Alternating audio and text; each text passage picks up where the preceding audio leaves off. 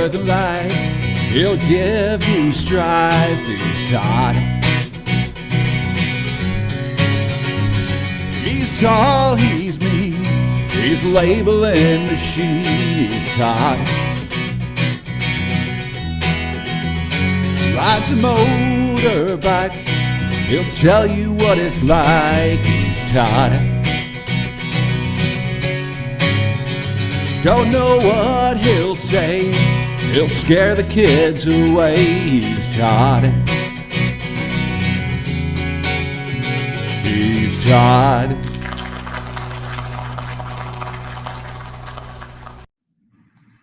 Hey, good morning, everyone. Happy Thursday, and thanks for joining us for, I think it's episode 36. So I want to thank the hundreds of thousands so far who've tuned in to the show. We really do appreciate it. It's hotter than hell here, and I'm in Southern California, and in 98, I think, and actually humid yesterday, which is kind of odd.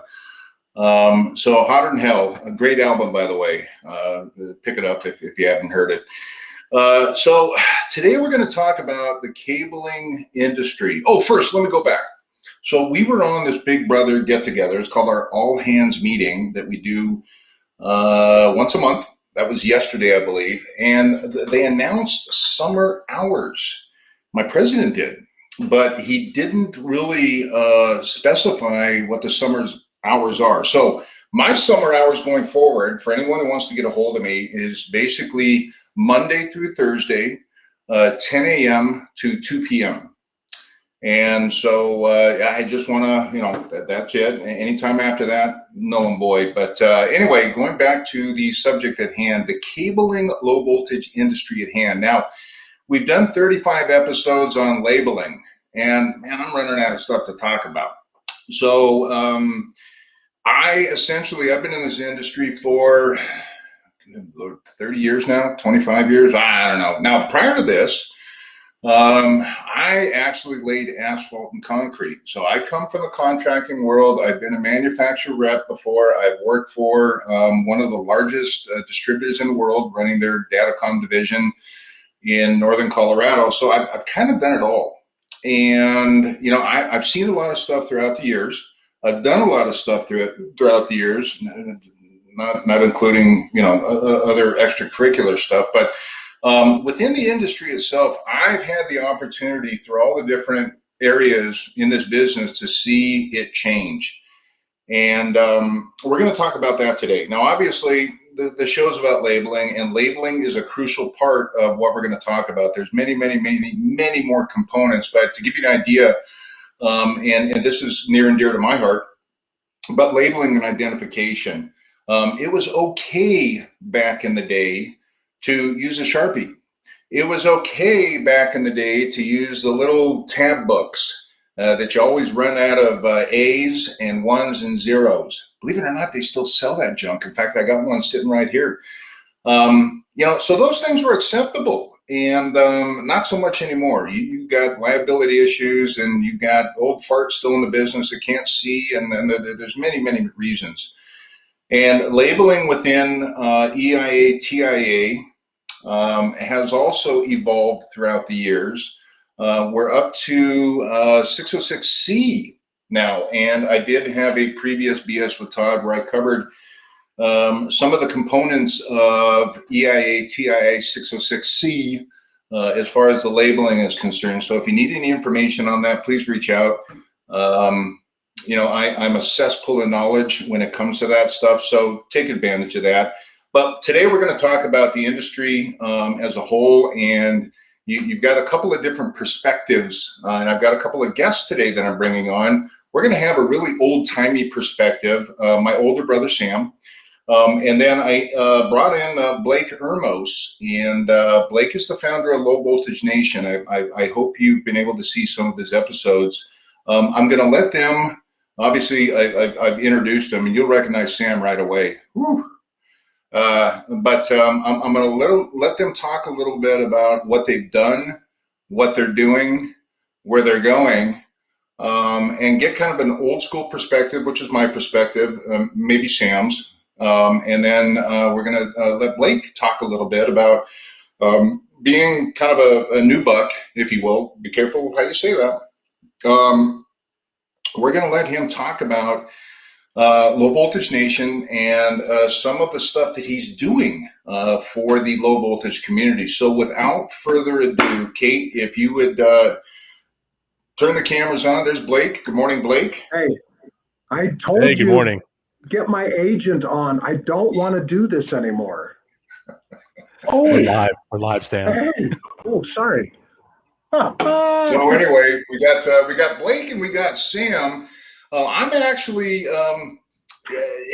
due to respect for old people, I'm going to let Sam introduce himself, talk a little bit about what he does, what he's doing, and what I saw yesterday.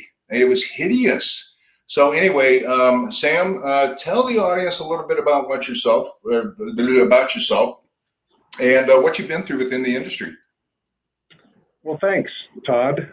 I am Todd's younger brother for all the disinformation that's been spread constantly. 4 years younger, by the way, and obviously the smarter and better looking one. But I have been in the technology arena since, I started programming when I was 15 years old. So Todd and I started a company, oh my gosh, 96. Was it 6 when we? 96, yeah. So, we've been doing this for a long time. And so I've been involved in structured cabling, data networking, voice over IP, telephone systems. So I've kind of run the gamut through the industry. I've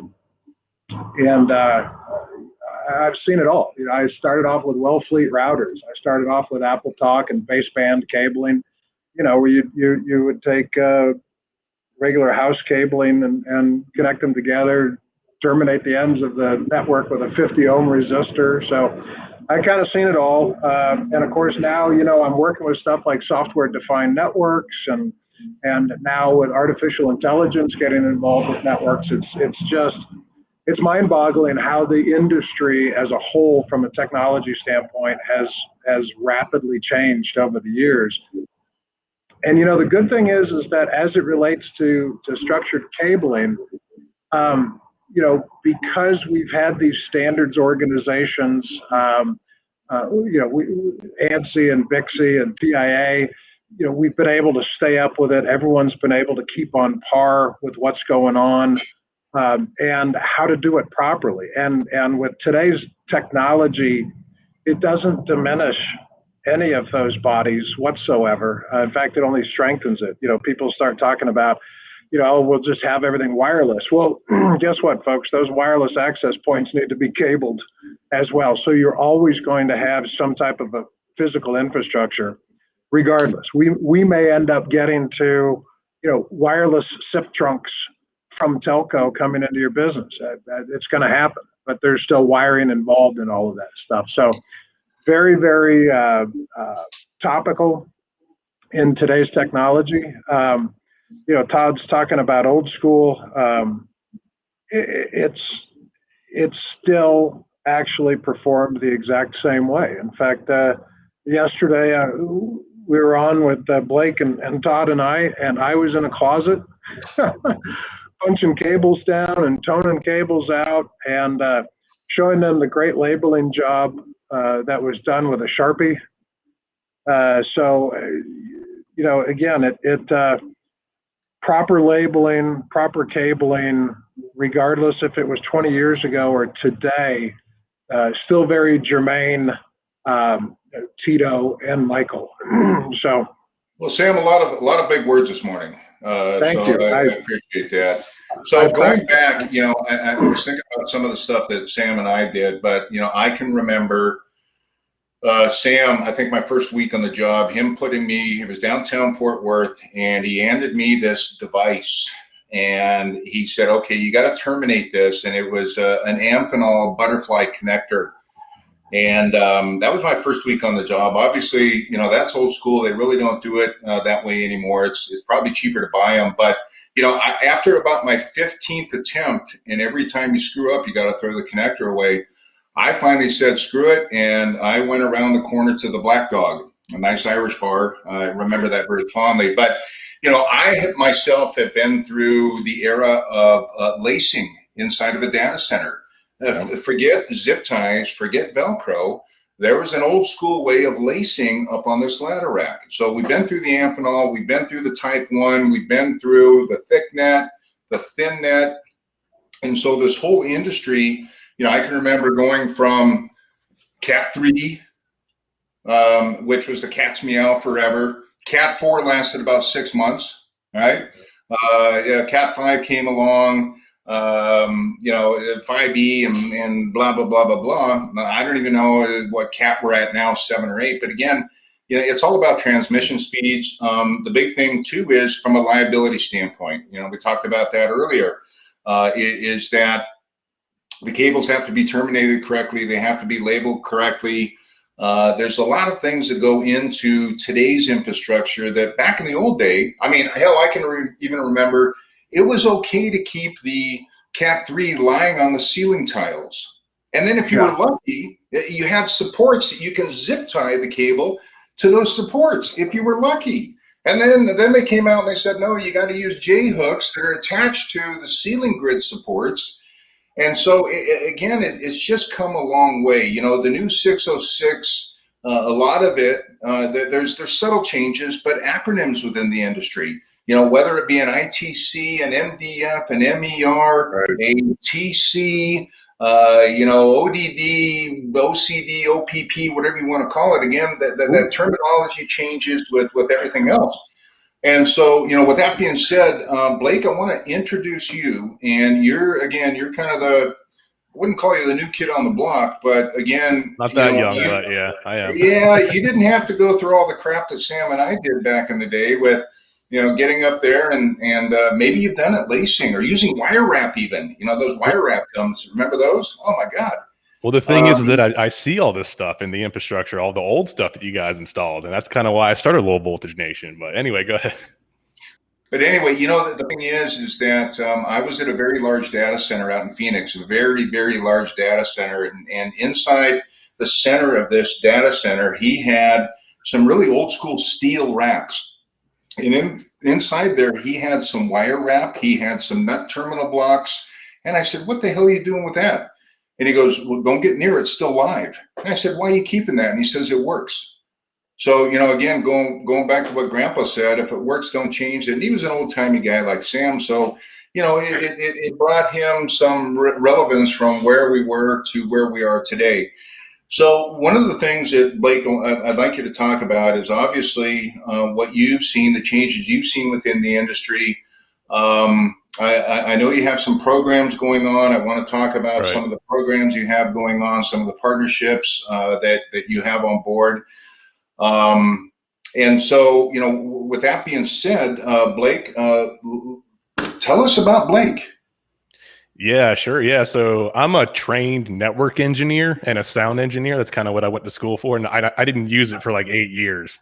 And I became an IT director in healthcare IT. That's really where my strong suit is doing like software implementations. And then I moved into the hospitals doing nurse call systems. So I was doing a lot of structured cabling, ripping out the old analog stuff and doing all the IP nurse call systems. So I did that for a while, then got off the road and did access control systems, surveillance systems, structured cabling here in Middle Tennessee. And then that's when I really started seeing like all of this infrastructure that wasn't labeled. It was spaghetti cable everywhere. And I'm like, holy smokes, like this is a problem. So that's really like the genesis of Low Voltage Nation was me looking at people on Instagram, like doing some good work and then getting them on a podcast, be like, hey, like, how do you do that? Like, how do you make it look so pretty? Like, what are you using to like do the J hooks and the Velcro and like all this really like, it's almost like artwork. So it actually turned out like to be like a really good thing for the internet. People like to look at pictures and scroll and everything. So it was really like a way to scratch my own itch and say, hey, like, how do I become better at my job? I'm going to interview everybody I can on Instagram and LinkedIn. And that's really like where like my career started, and then like where it is now with Low Voltage Nation. So yeah, that's like the brief history of Blake. Well, Blake is you've seen some of the trends going back from your IT director to your and the different changes of infrastructure, and obviously it's all about speed, and reliability, Right. and no downtime. And we're going to talk about fiber in a minute, but Sam, you remember sitting down behind a rack on a chair and doing figure eights, with our fiber. And we were actually some of the first in the nation to use the Unicam, and back then they were horrible. But they've come a long way, and that really took the art out of fiber. Fiber used to be an absolute art to perfect this, and now everything's done mechanically, all right, more or less, or automatically. Even fusion splicers, trying to manually align those fibers. I remember those days. Oh my goodness! And so again, it's an art. Now, the one thing is within the industry, and Blake, I'll let you talk about this within a minute here, is that when I first started out, and when Sam and I were hiring technicians, it was a job. It was a job to do, and we usually paid a little bit more to retain their attention. Anyway, I know it makes sense to a few of you out there. But now, and obviously it's turned into a career for me and a career for Sam, right? So there are careers, and look at me. Look at me for a second. I mean, what this career has done to me. I'm only 28 years old. And so anyway, the bottom line is that it can become a career. And what these folks in the industry don't realize is it can be a career. And there's many different career paths within the industry. So Blake, I'm going to turn it back over to you, and I'm basically going to have you talk a little bit about, where you see the industry going and the benefits of getting into the industry, if you don't mind. Yeah, sure. One of the big things we talk about is how you don't need a college education, so to speak. You can just get, one of these and a tool. Yeah, I have one sort of. I didn't get a degree, but I went for 4 years, but I didn't have to go into debt. I could have just got an apprenticeship or just started getting paid. And then in 4 years, I'm making 6 figures, potentially doing splicing or being an RCDD. There's always opportunities to start with being, a greenhorn and being a cable grunt and just running cable all day long, and then moving up the stack of technology to programming the systems. Maybe you'll become like a project manager or build your own company. There's just so many opportunities. And that's like one of the things we're really focusing on is getting people in quickly with the tools that they need. And then here's the training, whether it's through FOA, which we've partnered with to do a fiber optic scholarship, or you can go for like being a doctor and structured cabling, get your RCDD. So we work very closely with Bixby. We work very closely with FOA, and we want to get people, into LVN. It's kind of like the starter kit, and then you can get all those other certifications and then really make a career out of it without having to go to college for it. So, the big thing is, and one of the other things I saw last week, and I'm still laughing at this, is that, part of our brothers marketing plan is making me the influencer. Ooh, I don't know about that. I can be an influencer. I'm the OG. I'm the OG. Yeah, you can. Well, in fact, funny story, and this is very true. You can't make this stuff up. Is that at times, because me and Sam work different schedules, and then Sam's wife is working at different schedules, I sit home and watch Sam's kids. And, all of his kids, the first words out of their mouth weren't daddy or mommy. They were one of a select cuss words that bad Uncle Todd taught them. Very true story. In fact, one of the kids even called me daddy before he called Sam daddy. Now, that's a different story altogether. All right there. But, the influencing part that I do, all right, and for the most part, it's good these days. Is all about talking about the industry and, supporting the industry. And obviously I'm very select on what I do within the industry, but some of the best sales calls I go on are sitting down and talking with people about how everything has changed those are the absolute best sales calls. And so I'm still very in love with the business, and I have still a very high passion. I'm very passionate about labeling. There's a story with that too. But Sam, from your perspective, what you're seeing now versus back then, and talking about career, and I'm going to give you a few accolades, and Kate, you can stop recording because I don't want any evidence that I ever gave Sam the accolades. But from a career standpoint, Sam wanted to be an NFL player, and he played for several major colleges, and he went a different direction. And Sam is the current owner of Softtech Maintenance out of Fort Collins, Colorado. And you know what? Sam does very well, but Sam has covered the entire gamut of being an RCDD and an MCSC and a blah blah blah blah blah blah. He trust me, he'll put you to sleep with all his accreditations.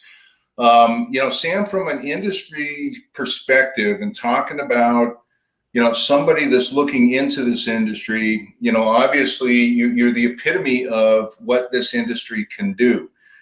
Any advice out there for anybody that is thinking about not being an influencer, right? But actually doing and working for a living. So I'd like to get your 2 cents on that. All right. So anyway, I guess back to the influencers. It is a hot.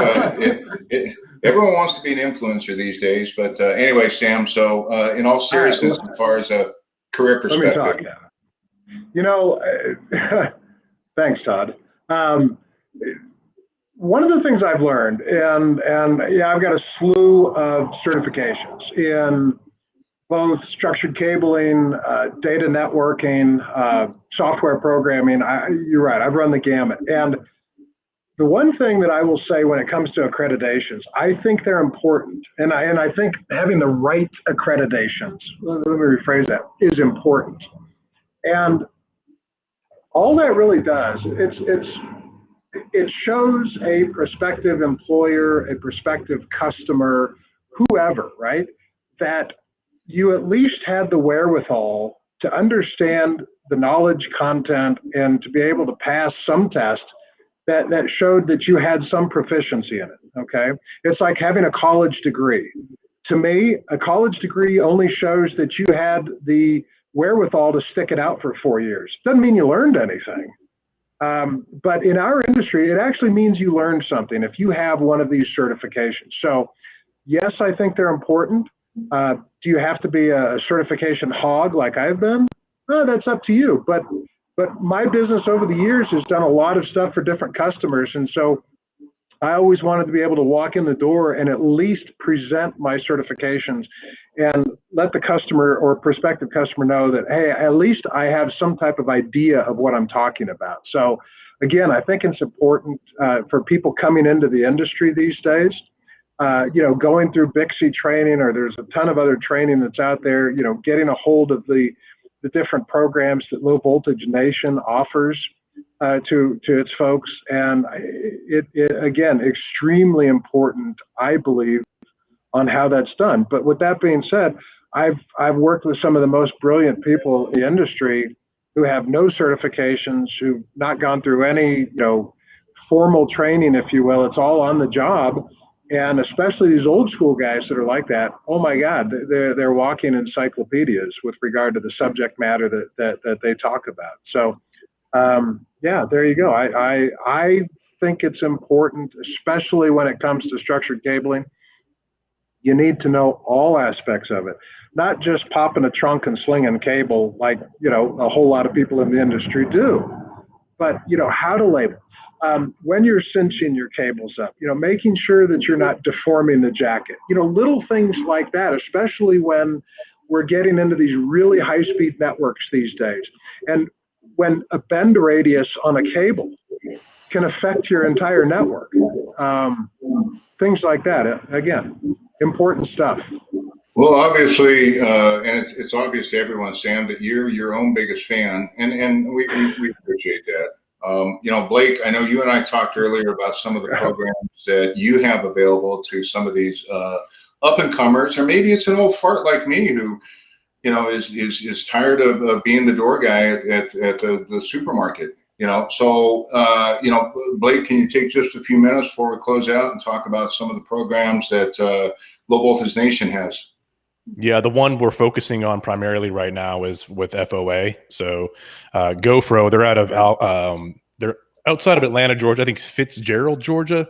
But anyway, so he does FOA training, and we partnered with them to offer a scholarship to 6 aspiring fiber optic technicians. So that we're going to give them all the training. It's a 40-hour course. So they go through Fiber U, which is an FOA program. They have to do that. It's a prerequisite. That's online. I think it's like a 10 to 20 hour course. And then we're going to do in person, and they get a certificate. So the CFOT, through FOA. So yeah, it's that's how we're kicking off this whole training mentorship program that we're doing. We also have some loose connections with Bixby. I've been in communication with them and their mentorship program, so probably do some collaborative efforts with them. But we're really just getting this started. But we know it's important, because all I hear all day long is we don't have enough technicians to meet the requirements, enough qualified technicians. Yeah. They'll put them in like a lab or a bucket truck, and like they don't know what they're doing. Like you need proper training for doing fiber fusion splicing. Like you can't just pick up a pair of cutters and start cutting cable. Like it's a very highly skilled specialty. Yeah. Well, like you said, it's a highly skilled specialty, and that's kind of where we sit today. Versus the old days and the way it was back then, when there wasn't as much governance. There wasn't a lot of rules associated with that. All right. And so Blake, Low Voltage Nation, and brother, look for some big things to come between collaborative efforts between the two. I look forward to that. We'll definitely see Blake on again if you're willing to come back on at some point. Sam, you're done. This was the last trip. Sorry, you know what? But we have some opportunities at LVN for you. Don't worry. Yeah. With that being said, I sincerely appreciate you getting up and me, because again, summer hours. I'm actually. Oh, you know what? My day's done. Again, so you got my new summer hours earlier. But with that being said, again, thank you very much. I appreciate your support of Brother Products.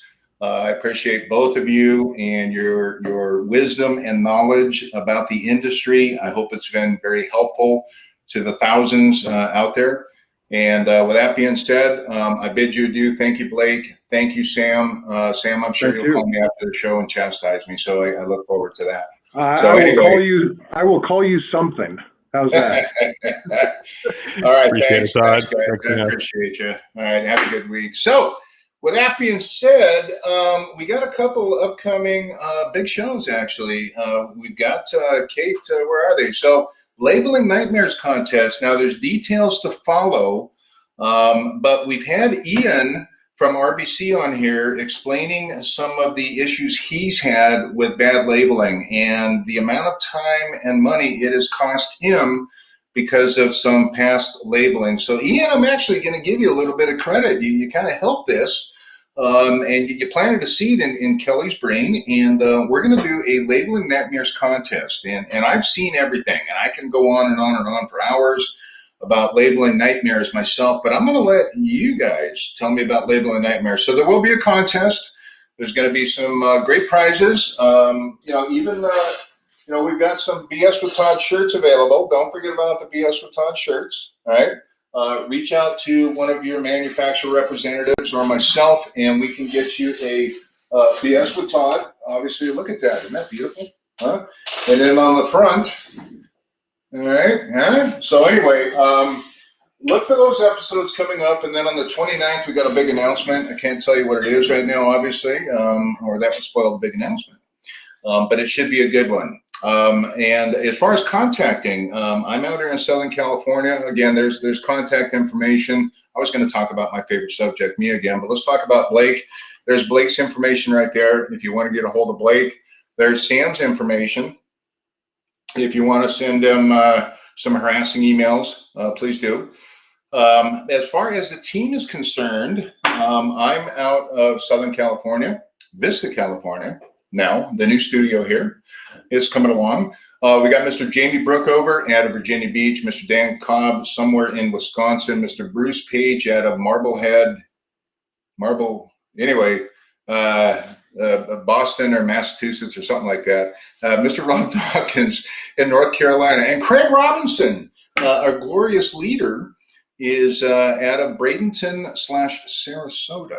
So with that being said, I appreciate everybody who's come on board. You can get all of the previous 35 episodes available on brothermobilesolutions.com. We are revamping that whole website to make it a hell of a lot easier to get to the past episodes. But there's 35 great episodes, 36 great episodes now, if you will. And those are all available to rewatch. And there's a lot of good information on there. So brothermobilesolutions.com.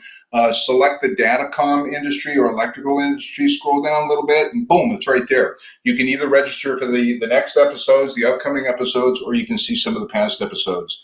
So with that being said, it's 10:31. I'm a minute overtime. My day's done, obviously, summer hours. Dave, I saw you out there, so you didn't state the hours, so I thought I'd just make up my own. Bruce Page, thank you very much. My number one fan out there, Bruce Page, kind of a creepy number one fan, if you will. But anyway, Bruce, I appreciate all your hard work.